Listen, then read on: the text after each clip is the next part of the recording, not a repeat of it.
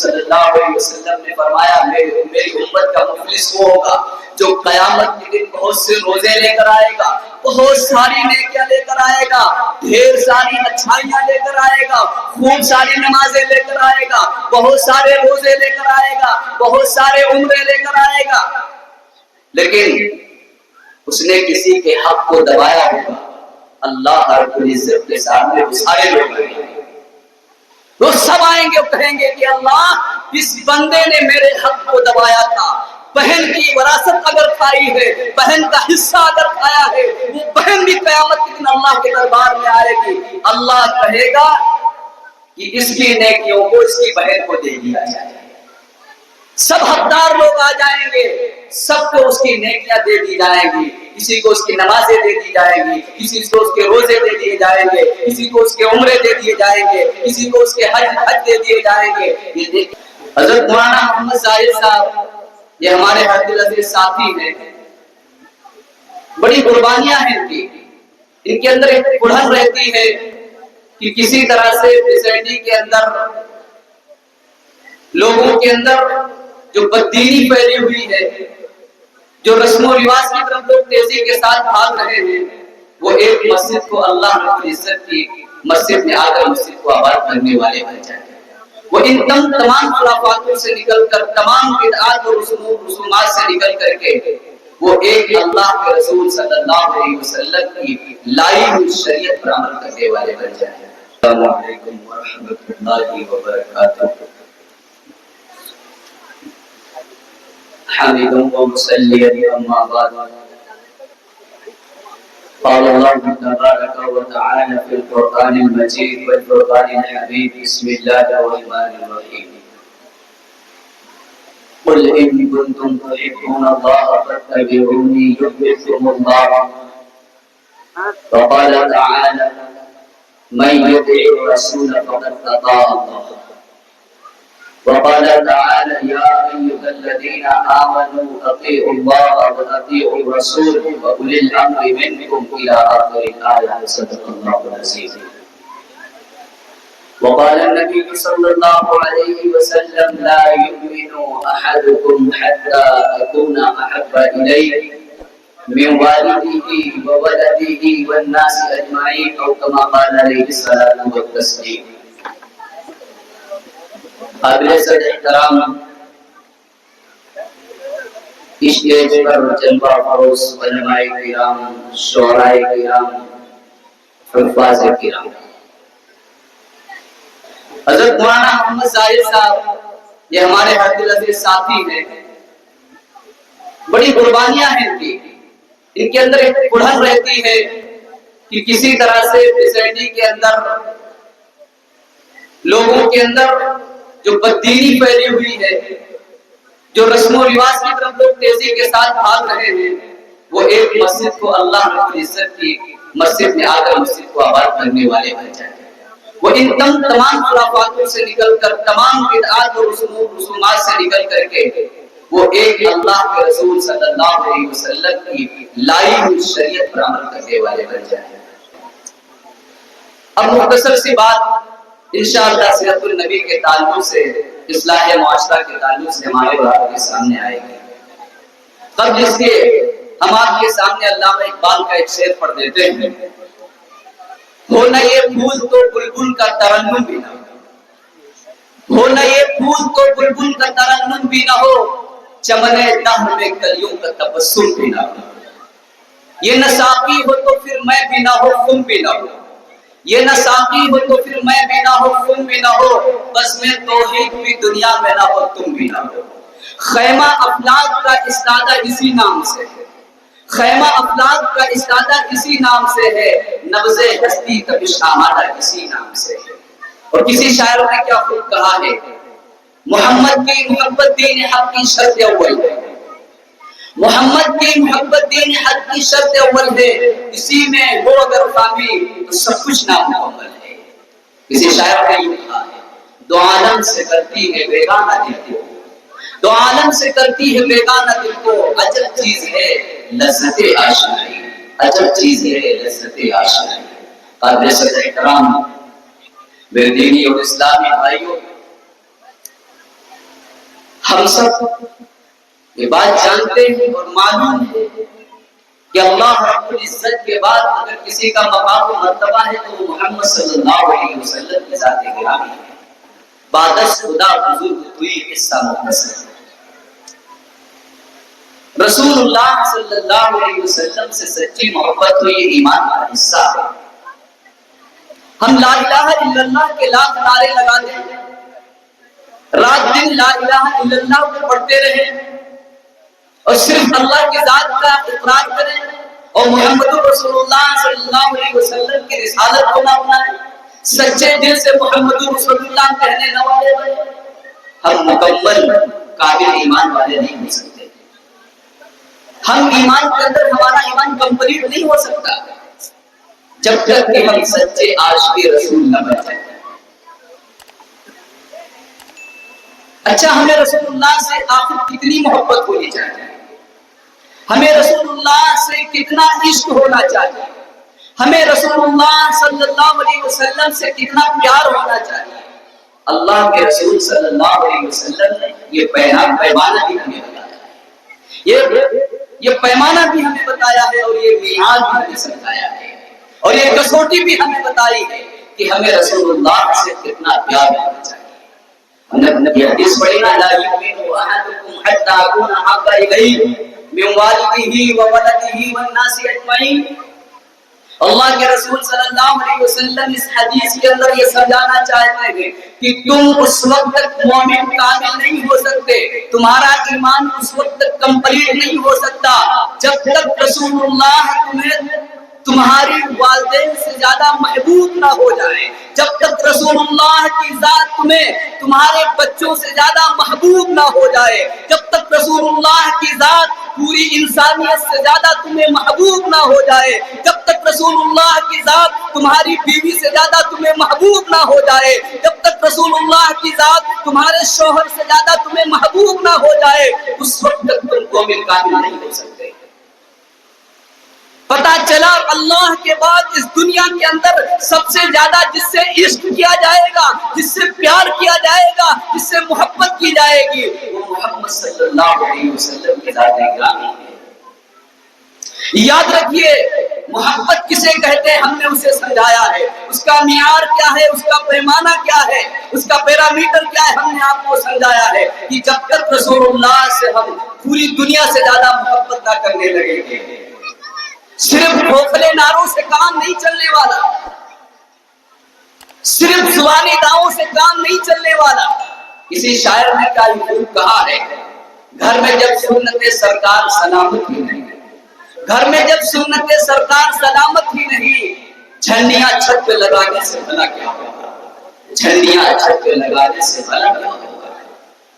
ہم رسول اللہ کی سنتوں کو توڑ رہے ہوں, ہم رسول اللہ کی سنتوں سے منہ موڑ رہے ہوں, ان کو بشر پشت ڈال رہے ہوں, ہمارے گھروں کے اندر رسول اللہ کی سنتوں کی جنازے نکالے جا رہے ہوں, ہم رسول اللہ کی سنتوں سے کوسوں دور ہوں اور ہم دعویٰ کریں ہم عاشق رسول ہیں, ہم سچا عشق کرنے والے ہیں, ہم سچے محب رسول ہیں.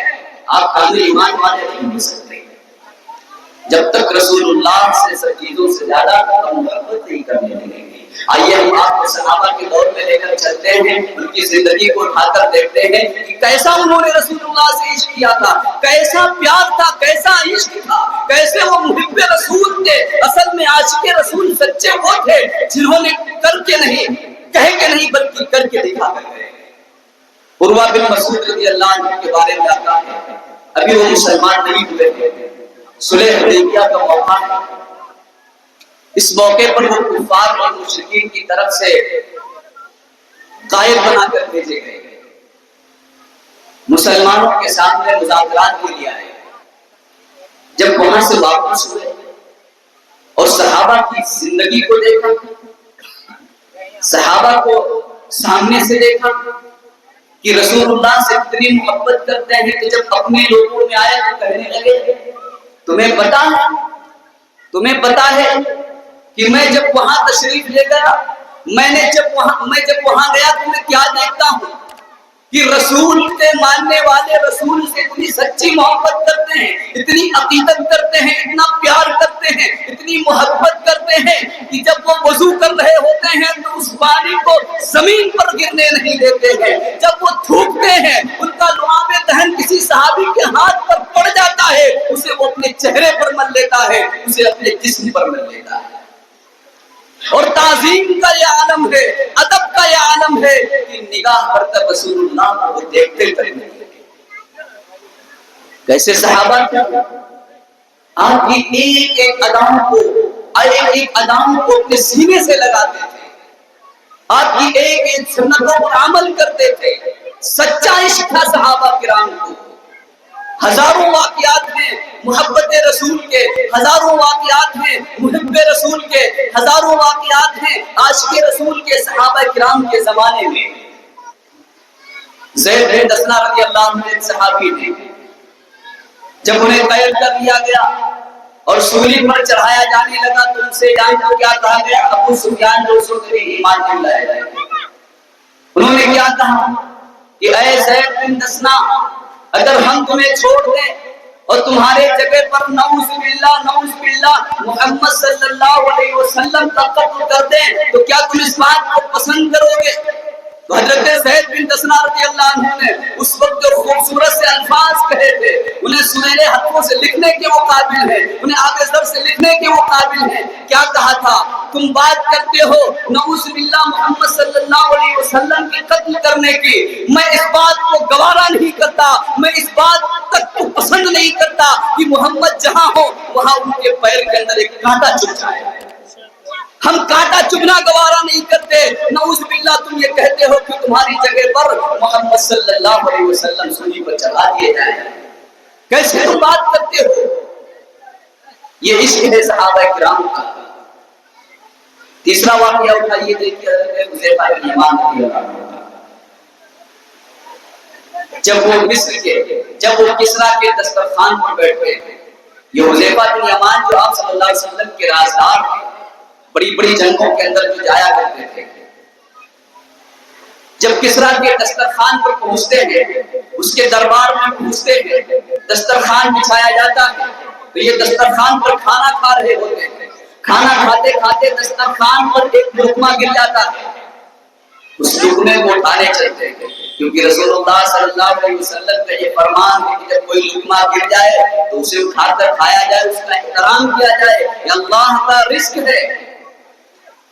حضرت حذیفہ بن یمان رضی اللہ عنہ کو یاد آ جاتا ہے، رسول اللہ کی سنت یاد آتی ہے، رسول اللہ کا طریقہ یاد آتا ہے، اس لقمے کو اٹھانے ہی چلتے ہیں۔ بغل میں بیٹھا ہوا آدمی کہتا ہے اور وہ اپنی کوہنیاں مارتا ہے کہ تمہیں پتا ہے کہ تم جس کے دسترخوان پر ہو، سپر پاور جو طاقت ہے، تم اس کے دسترخوان پر بیٹھے ہو، تم اس کے دسترخوان پر ہو، تم اگر یہ لقمہ اٹھا کر کھاؤ گے تو تمہیں کیا سمجھا جائے گا کہ کتنے ایک ایسے لوگ ہیں جو معمولی سے کھانے پر گرتے ہیں، گرے ہوئے کھانے کو بھی اٹھا کر کھا لیتے ہیں۔ کیا لوگ سمجھیں گے اس تعلق سے؟ حضرت حذیفہ بن یمان رضی اللہ عنہ نے کہا تھا، اترک سنت رسول اللہ صلی اللہ علیہ وسلم لہؤلاء الحمقاء، کیا ان بے وقوفوں کی وجہ سے میں محمد صلی اللہ علیہ وسلم کی سنت کو چھوڑ دوں؟ ان بے وقوفوں کی وجہ سے رسول اللہ کی سنت کو میں نہیں چھوڑ سکتا۔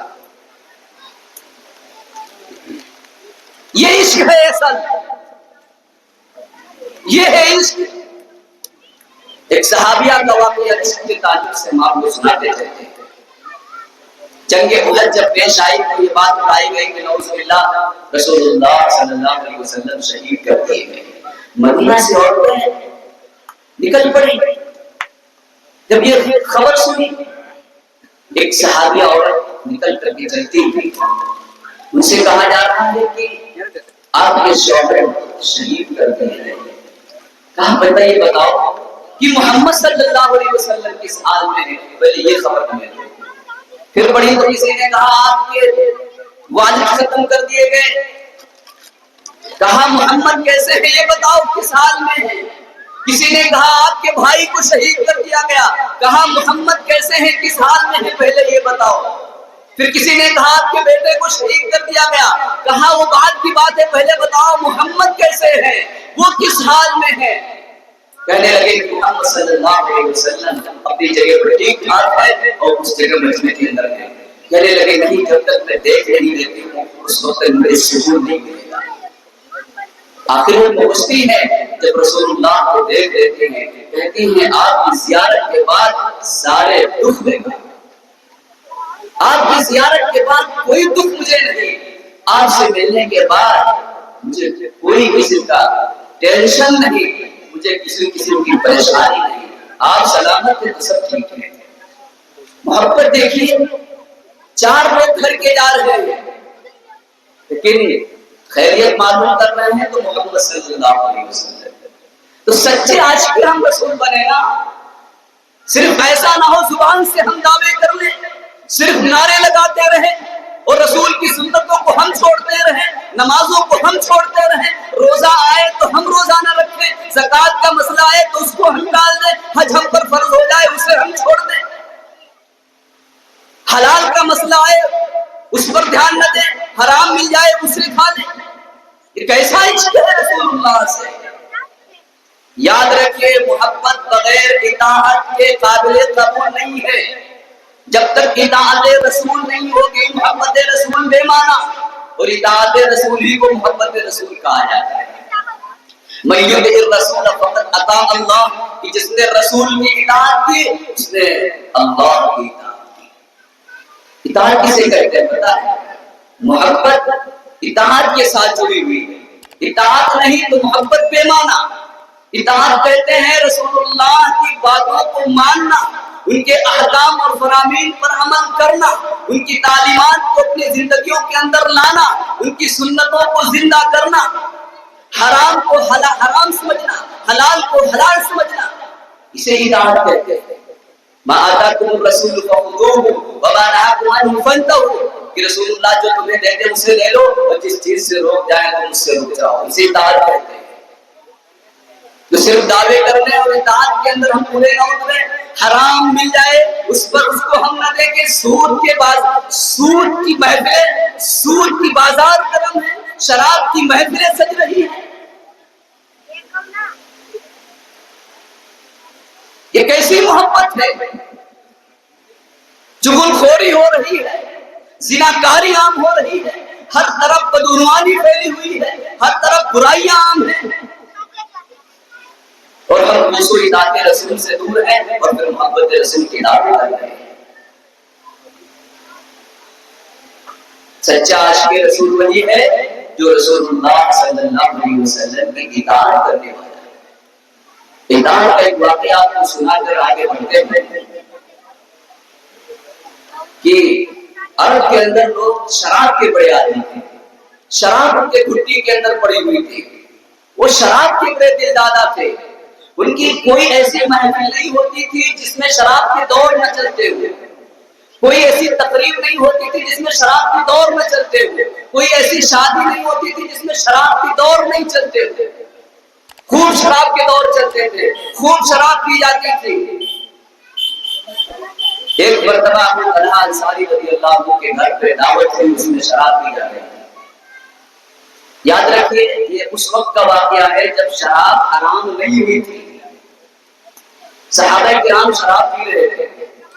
اس بات سے مت نکالنا کہ صحابہ کرام شراب پیتے تھے مانا کہتے رہے تھے، نہیں. مطلب جب شراب حرام نہیں ہوئی تھی اس سے پہلے کا واقعہ ہے. شراب پی جا رہی تھی.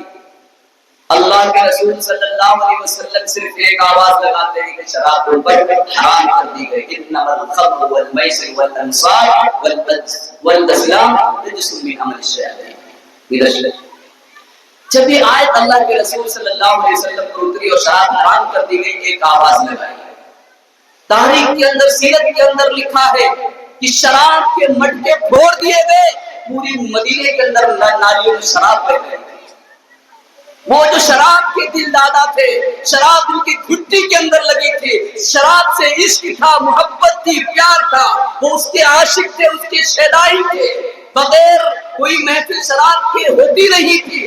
لیکن جب اللہ کا فیصلہ آ گیا، جب رسول کا حکم سامنے آ گیا، جب رسول نے اعلان کر دیا تو اطاعت کا یہ جذبہ ہے کہ گھڑے پھوڑ دیے گئے، مٹکے پھوڑ دیے گئے، شرابیں پوری نالیوں کے اندر بہ رہی ہے، اور جنہوں نے اپنے منہ میں شراب کو لگا رکھا تھا اس نے وہیں پر شراب کو روک دیا۔ یہ ہے اطاعت، اسے کہتے ہیں اطاعت، کہ اللہ کا حکم سامنے آ جائے، رسول کا طریقہ اور سنت آ جائے، رسول کا حکم آ جائے، رسول کا فیصلہ سامنے آ جائے، اب کوئی اور چیز اس کے سامنے مانے نہیں رکھتی۔ اگر ہم یہ کہتے ہیں کہ ہم محب رسول ہیں، ہم سچے عاشق رسول ہیں، ہمیں اطاعت رسول کرنی پڑے گی، ہمیں اطاعت رسول کرنی پڑے گی۔ کیا بات ہے آخر؟ معاشرے کا حال کیسا ہے؟ آج بندوں کے حقوق کو دبایا جاتا ہے۔ ایک طرف عاشق رسول کے نعرے ہیں، محب رسول کے نعرے ہیں، اور بندوں کے حقوق کو دبایا جاتا ہے۔ وراثت کے اندر بچیوں کو ان کا حق نہیں دیا جا رہا ہے۔ بعد کے انتقال کے بعد زمین جائیداد پراپرٹی گھر مکان جو بھی چھوڑ کر گئے ہیں ان میں بہنوں کا حصہ نہیں دیا جا رہا۔ 90% معاشرہ اس کے اندر مبتلا ہے۔ پھر وہ آدمی جو اس برائی کے اندر مبتلا ہو، عاشق رسول کا دعویٰ کرے، وہ سچا عاشق رسول نہیں ہو سکتا۔ بہنوں کی مال کو کھایا جا رہا ہے۔ باپ کا انتقال ہو جائے، جو جائیداد کو چھوڑ کر جاتے ہیں اس میں جس طرح بیٹے کا حق ہے، بیٹیوں کا بھی حق ہے، چاہے وہ مکان ہو، دکان ہو، زمین ہو، کھیت ہو، کچھ بھی ہو۔ باپ جو چھوڑ کر جاتے ہیں یہ حق بیٹے کو حاصل نہیں ہے کہ وہ بیٹے مل کر سب ہڑپ کر لے اور بیٹیوں کے حصے کو مار لے۔ بعض کے بھائی جو چھوٹے ہیں تو ان کا حق دبا لیتے ہیں۔ یہ ظلم ہے، یہ ظلم ہے۔ اور یاد رکھیے، ظلمن کسی مال کو اگر ہڑپ کر لیا جائے تو گویا کہ وہ اپنے پیٹ کے اندر جہنم کے انگارے بھر رہا ہے، گویا وہ پیٹ کے اندر آگ کے انگارے بھر رہا ہے۔ اور جس نے ایک لقمہ حرام کا کھایا، حدیث کے اندر آتا ہے 40 دن تک اس کی نمازیں قبول نہیں ہوگی، اس کی عبادتیں قبول نہیں ہوگی، اس کو اجر و ثواب نہیں ملے گا۔ نماز پڑھی اس سر سے تو ادا ہو جائے گی، لیکن اس پر جو ملنے والا ثواب اجر اسے نصیب نہیں ہوگا۔ اس لیے بہنوں کے کا جو حق ہے اسے بہنوں کو دیا جائے، بہنوں کا جو حصہ شریعت نے رکھا ہے اسے انہیں دیا جائے، ہڑپ نہ کیا جائے۔ اگر آج نہیں دیے تو قیامت دن دینا ہی پڑے گا۔ یاد رکھیے، اگر آج آپ سے غلطی ہوئی ہے اپنے بہنوں کے حق کو آج دے دیجئے، ورنہ قیامت کے دن سوائے نیکیوں کے کچھ اور نہیں دینا ہوگا۔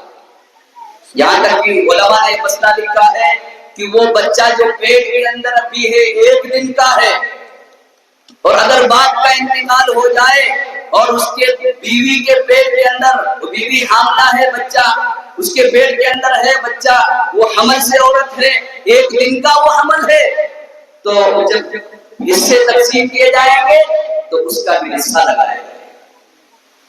اور کس کا حصہ؟ لڑکے کے نام سے حصہ لگایا جائے گا، لڑکی نہیں، لڑکے کے نام سے حصہ لگایا جائے گا۔ لڑکے کو ڈبل ملے گا، لڑکی کو سنگل ملے گا، تو اس کا بھی حصہ لگایا جائے گا، جو 1 دن کا بھی حمل ہے ماں کے پیٹ کے اندر۔ اور اگر پیدائش کے بعد لڑکا ہوا تو اس کو حصہ دے دیا جائے گا۔ اگر لڑکی نکل آئی تو لڑکی کا جو حصہ وہ اسے دے دیا جائے، باقی وہ وارثوں پر تقسیم کر دیا جائے گا۔ یہاں تک کہ شریعت نے یہ مسئلہ بیان کیا ہے۔ تو یاد رکھیے، میں آپ سے کہہ کر جا رہا ہوں کہ اگر کسی نے اپنے بہن کے حق کو مارا ہو تو قیامت کے دن دینا پڑے گا، اس سے پہلے یہیں پر اس مسئلے کو حل کر لیجیے۔ بعض لوگ کیا کرتے ہیں، بہنوں سے کہتے ہیں معاف کر دو۔ یاد رکھیے، بہنوں کا حق معاف کرنے سے معاف بھی نہیں ہوتا۔ جب آپ اس کے ہاتھ پر رکھ دیجئے، مثال کے طور پر بہن کے 10 لاکھ بنتے ہیں، وہ 10 لاکھ اس کے ہاتھ پر رکھ دیجئے، اب مانگیے دیکھیں وہ بہن 10 لاکھ تمہیں دے دیتی ہے۔ تم کہتے ہو ہم نے معاف کرا لیا، معاف کرانے سے کام نہیں چلے گا، وہ بیچاری مجبور ہوگی معاف کرنے کے اوپر، کیونکہ وہ یہ سمجھ رہی ہوگی اگر میں نے معاف نہیں کیا تو بھائی ہم سے اپنا رشتہ توڑ لے گا، کل جب اس کے گھر آئیں گے وہ محبت سے بولے گا نہیں، وہ ہمیں عزت نہیں دے گا، وہ تو مجبوراً معاف کرے گا۔ اس لیے معاف نہ کرایا جائے، بہنوں کے حق کو دیا جائے، اگر کھیت میں حصہ بنتا ہے کھیت میں دیا جائے، مکان میں بنتا ہے مکان میں دیا جائے، یہاں تک کہ علماء نے یہ مسئلہ لکھا ہے باپ کے انتقال کے وقت اگر ایک بسکٹ بھی اس کے جیب میں تھا تو اس بسکٹ کو بھی بانٹا جائے، ایک سوئی بھی اگر وہ چھوڑ کر گئے ہیں تو اس ایک سوئی کے اندر بیٹوں کا بھی حصہ ہوگا بیٹیوں کا بھی حصہ ہوگا، اگر نہیں دیا تو قیامت کے دن کا منظر ہمارے سامنے ہوگا۔ حدیث کے اندر موجود ہے، اللہ کے رسول صلی اللہ علیہ وسلم نے پوچھا کہ صحابہ بتاؤ کہ مفلس کون ہے؟ صحابہ نے کہا کہ مفلس وہ ہے جس کے پاس پیسے روپیے نہ ہو، مفلس ہے۔ اللہ کے رسول صلی اللہ علیہ وسلم نے فرمایا میری امت کا مفلس وہ ہوگا جو قیامت کے دن بہت سے روزے لے کر آئے گا، بہت ساری نیکیاں لے کر آئے گا، ڈھیر ساری اچھائیاں لے کر آئے گا، خوب ساری نمازیں لے کر آئے گا، بہت سارے روزے لے کر آئے گا، بہت سارے عمرے لے کر آئے گا، لیکن اس نے کسی کے حق کو دبایا ہوگا، اللہ رب العزت کے سامنے وہ سارے لوگ آئیں گے، وہ سب آئیں گے اور کہیں گے کہ اللہ اس بندے نے میرے حق کو دبایا تھا، بہن کی وراثت اگر کھائی ہے، بہن کا حصہ اگر کھایا ہے، وہ بہن بھی قیامت کے دن اللہ کے دربار میں آئے گی، اللہ کہے گا کہ اس کی نیکیوں کو اس کی بہن کو دے دیا جائے، سب حقدار لوگ آ جائیں گے، سب کو اس کی نیکیاں دے دی جائیں گی، کسی کو اس کی نمازیں دے دی جائیں گی، کسی کو اس کے روزے دے دیے جائیں گے، کسی کو اس کے عمرے دے دیے جائیں گے، کسی کو اس کے حج دے دیے جائیں گے، یہ نیکیاں دھیرے دھیرے ان سب کو دیتے جاتے جائیں گے، اور اس کے بعد ایک وقت یہ آئے گا کہ اس کے پاس کچھ بھی نہیں بچے گا، ایک نیکی بھی نہیں بچے گی، لیکن ابھی دعوے دار موجود ہیں، وہ کہیں گے اللہ اس نے میرا حق مارا تھا، اللہ میرا حق مارا تھا، تو اللہ اب کہے گا کہ نیکی تو بندے پاس نہیں بچی ہے، اپنے گناہ اس پر ڈال دو، اب وہ سب سارے گناہ اس پر ڈالے جائیں گے، بتاؤ جو قیامت کے دن جس کا یہ حال ہو وہ کہاں جائے گا؟ تو اس لیے اس سے پہلے کہ موت آ جائے اس دنیا کے اندر رہ کر کے جو حقوق جو ہم نے بہنوں کے حصے دبائے ہیں وہ حصے ان تک پہنچا دیں، ہم ظالم بن کر دنیا کے اندر نہ رہیں، ہم یتیموں کا مال کھا کر دنیا میں نہ رہیں، ورنہ یاد رکھیے قرآن کے مطالعے سے یہ پتا چلتا ہے کہ قومیں جب بھی ہلاک ہوئی ہیں حقوق العباد کی بنیاد پر ہلاک کی گئی ہیں، کسی نے ناپ تول میں کمی کی ہے، کسی نے کسی کے حق کو مارا ہے، کسی نے کسی پر ظلم کیا ہے، اس بنیاد پر قومیں تباہ کی گئی ہیں۔ قبل اس کے کہ ہم اس دنیا سے چلے جائیں ہم یہ سارے کام کر لیں، ہم جن کے حق ہمارے ذمہ ہوں ان کو ہم ادا کرنے والے بن جائیں، اور ہم تبھی عاشق رسول کہلائے جا سکتے ہیں جب مکمل رسول اللہ کی تعلیمات کو ہم فالو کریں گے اور ان پر ہم عمل کرنے والے بنیں گے، تبھی ہم عاشق رسول کہلائے جا سکتے ہیں۔